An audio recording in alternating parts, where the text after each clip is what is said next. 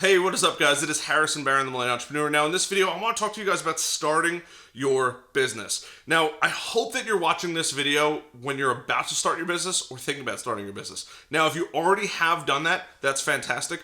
Pause for one moment and share this video with somebody who's interested in starting their business, because I want to share with you guys a couple of the tips that I wish I knew before I started a business, and it'll make your life so much better for the next 2, 3, 4, 5, 10 years down the road. And the first thing is design your business. Sounds kind of interesting, right? Well, what do you actually want from your business? Some people want crazy amounts of money. Awesome. Some people want the flexibility to work, such as an Airbnb, whenever they want. Awesome. Some people want to live completely off the grid. Awesome. Some people prefer to go to an office. Some people prefer to work with their hands. The first thing you have to understand when you're starting your business is, what do you want from your business? What kind of lifestyle do you want to live? How much money do you want to make? What does success look like? Defining these features before you actually start your business is going to be huge for the ultimate success of your business and your lifestyle. Most people work on, better yet, in their business when you should be working on your business. Now, for the first couple of years, you're going to be working in your business. It's inevitable, right? But over time, you want to make sure that you have a clear vision of what you want. For me, I wanted to make sure that I never needed to go to an office unless I chose to, and I wanted to make sure that I could pretty much work from anywhere as long as there's a cell phone signal. And thankfully, I've been able to accomplish those. But I was only able to accomplish them because I knew that every step of the way, that was the clear goal. And this is where a lot of people fall into a rut, or they're not happy that they own their business, or they think that their business isn't for them. That's probably not true. You just didn't go into it with a clear scope of what you wanted. So the first step that I recommend before you start a business, or if you've just started a business, is figure out what it looks like in the next 5 and 10 years and write it down.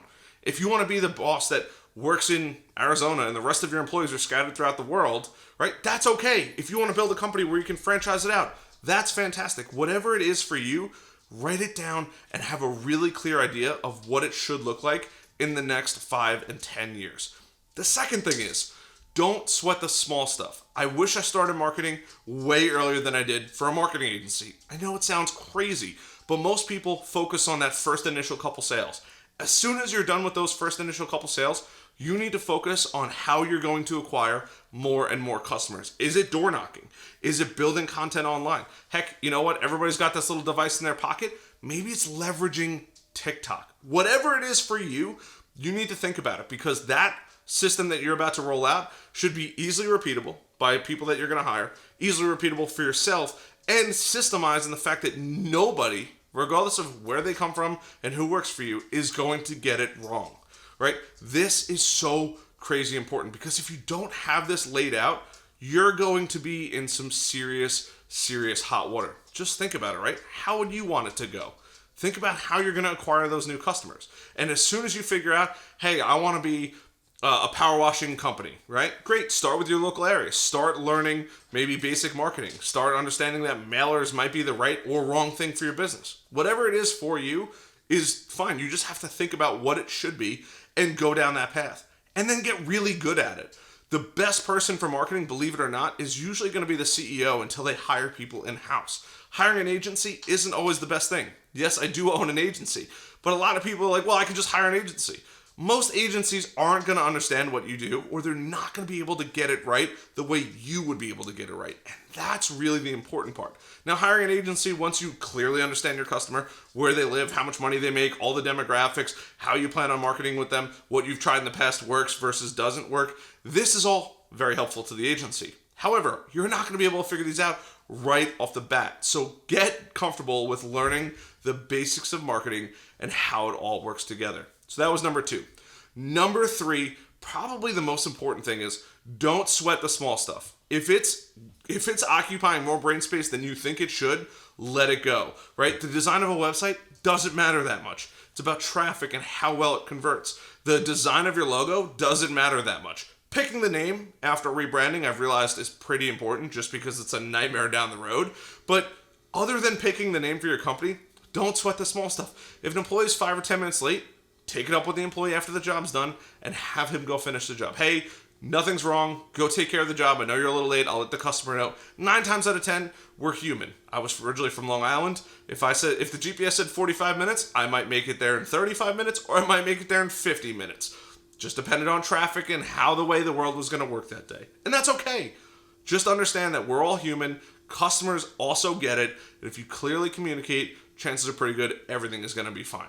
Don't worry about how good your website looks. It should look decent, right? You can hire my agency if you want to build a website, but don't think it has to be the most perfect thing in the world. I have a video that says design doesn't matter, because it really doesn't, right? If you're not getting anybody to your website, you could have the Mona Lisa on it and nobody's going to care because nobody's coming to see it.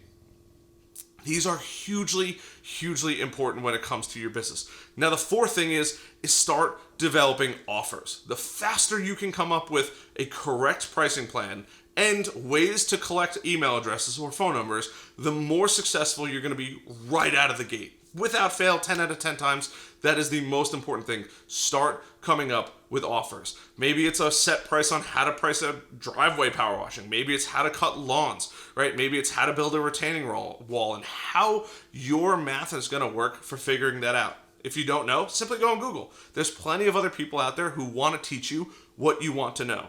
Go on Google it, and see what people say. Hey, you know what? I know that I charge $4 or $5 or $12 a square foot for power washing a driveway.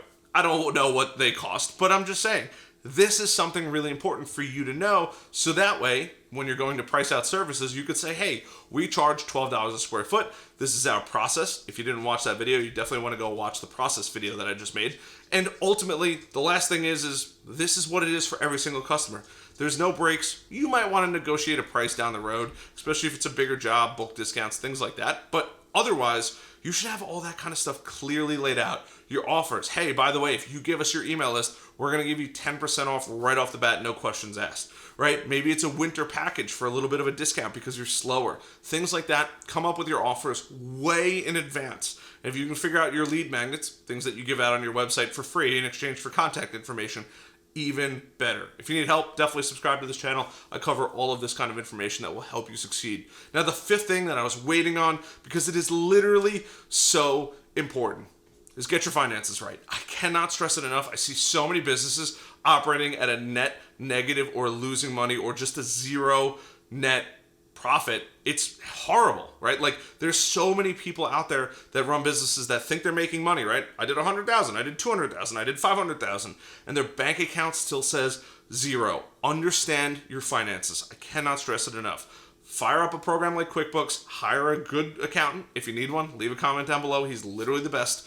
And start to figure out your accounting and your finances right off the bat. Open up a business credit card, open up a business account, understand how you're going to make that money, how you're going to finance tools if you need to finance tools, how long it's going to take you to pay these back, right?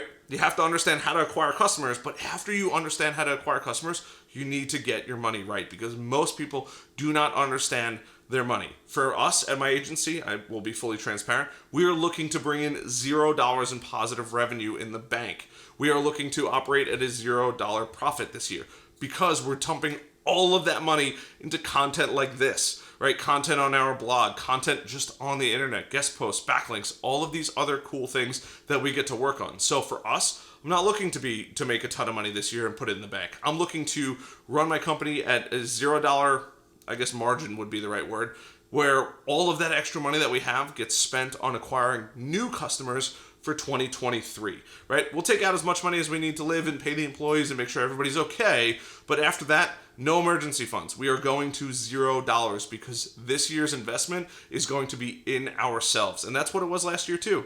After 2 or 3 years of doing this, we will start to go crazy. We're starting to get more leads. We're starting to grow. Same thing for your business. Understand customer acquisition, those offers, and really develop a good understanding of your finance. Whatever your finance situation is.